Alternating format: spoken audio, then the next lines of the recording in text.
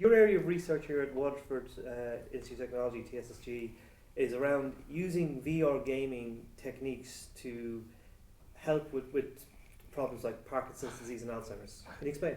Yes, so what we see when we see Parkinson's or Alzheimer's is different network parameters, or different topological parameters of the brain itself in the brain functional neural network. And what we see in commonalities between different users is that their brain networks seem to exhibit common patterns. But what we're looking for in these outliers or in these subjects is the outlying conditions, so the actual diseases themselves or the actual outliers in a neurological sense.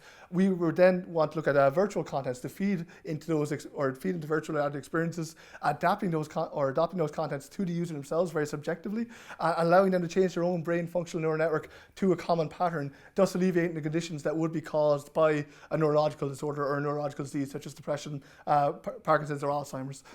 So what could come out of this could be games that allow you to basically, not necessarily cure, but certainly help mitigate effects of depression or Parkinson's. Of course, yeah. So you're looking at viewer adaptive content. So the viewer content that you're trying to show someone is very immersive to a person. But if you learn their neural or their brain functional network and start to change the contents, it'll allow them to change their neural state, but also the immersive quality. So not only are they feeling more immersed and getting a better experience out of the game, they're also learning to fix their mental state. So alleviating the conditions of depression or anxiety. So you're gradually curing that person of their ailments.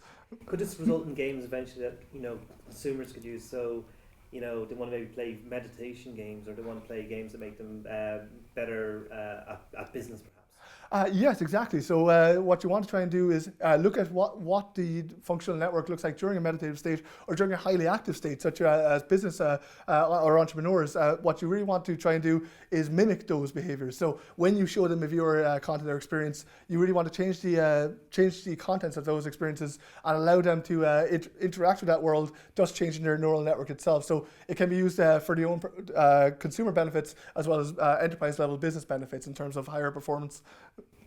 And how far away are you guys from maybe bringing this to being a product, perhaps? I mean, I know you're a research-based business here, but maybe how far do you think it could be before we could see such technologies reach the market?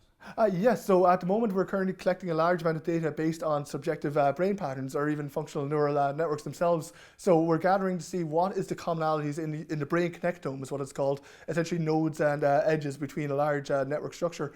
Once we have a basis down for that network, what we then look at is how do we then start to change the outliers. So if we have a small network and see the outliers of a brain disease, we generally want to try and treat those brain diseases or those brain disorders, get rid of those outliers, return to a normal brain state, and then give it to consumers. So once we have the initial bit of work done, all we have to do then is start to subjectively look at candidates, changing their brain states, and allowing the system and people to learn from each other. So the system learns the brain and the person learns the experience, and then we gradually start to see more improvements. Enjoyed this video? Click here for more news from siliconrepublic.com or follow us on social media.